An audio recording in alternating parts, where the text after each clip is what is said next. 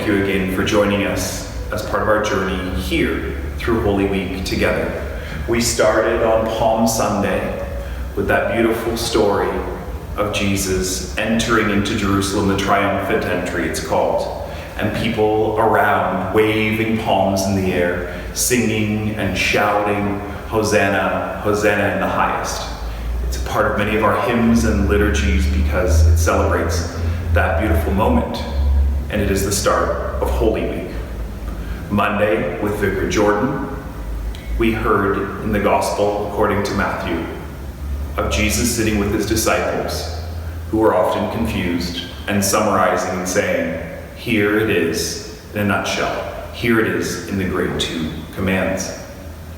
Vicar Jordan called us to find or create, or even to some extent imagine, a space that we can spend part of Holy Week together and also alone with God, reflecting on the story, reflecting on the Passion narrative, letting it soak in, allowing ourselves to soak in it.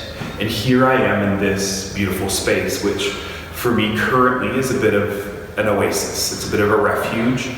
It's quiet, it's peaceful, it's warm, it's cozy, it's inviting, and it isn't always. I'm here at Wycliffe College, and this chapel is usually the center of a bustling life and a bustling college. But perhaps this is one of the silver linings of the strange times we find ourselves in. So I have come here to find time and to speak with each of you and to reflect. Today, Tuesday in Holy Week, we hear a story also in the Gospel according to Matthew about Judas, the original villain. This is his story.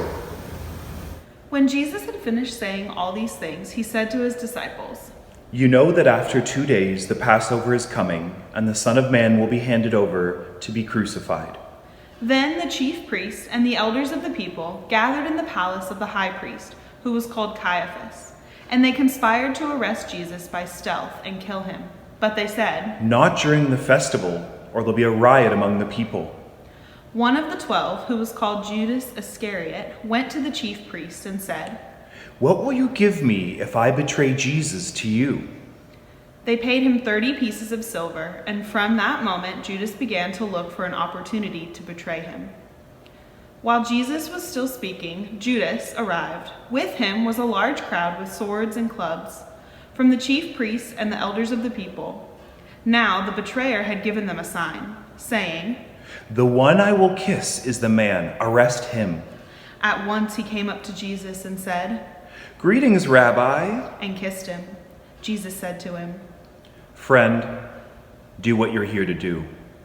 Then they came and laid hands on Jesus and arrested him. When morning came, all the chief priests and the elders of the people conferred together against Jesus in order to bring about his death. They bound him, led him away, and handed him over to Pilate, the governor. When Judas the betrayer saw that Jesus was condemned, he repented and brought back the 30 pieces of silver to the chief priests and the elders. He said, "I have sinned by betraying innocent blood." But they said, "What is it to us? See to it yourself." The reading you've just heard, or perhaps read yourself, also from the 26th chapter of the Gospel according to Matthew, is an interesting story. It's Judas's story. He is our original villain. You, Judas, has been a taunt and an accusation for generations. More rare now than it used to be, but still known to most of us. Those who remember their 8th grade English class probably remember the term foil. Judas is the perfect foil for Jesus. He was a thief and a liar. He was impatient and selfish. He was everything Jesus was not. Let's ask ourselves, though, why? Why did Judas betray Jesus? Why did Jesus have somebody in his party who would betray him? Why? Was it because he thought his life would be a little bit easier with a little bit more money? Was it because he felt failed or taunted by Jesus? We don't know. But we do know that the actions of Judas set in motion what would eventually become the arrest, the trial, the execution, and the eventual resurrection of Christ. Some might say that without Judas, there isn't an Easter. That's not for us to decide here today. This Tuesday, the third day in Holy Week, we have a call to action. And our call to action comes in the form of a game. The directions of the game are there in the information below this video. For those of you less interested in playing a game, don't worry. I will gladly leave you with a takeaway.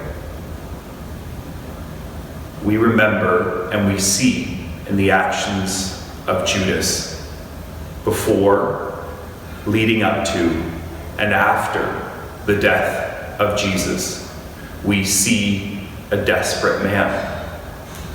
We see a man who was given opportunity, decisions, temptations, as we all are in a day, every hour. We're fed opportunities, points for decisions, and temptations.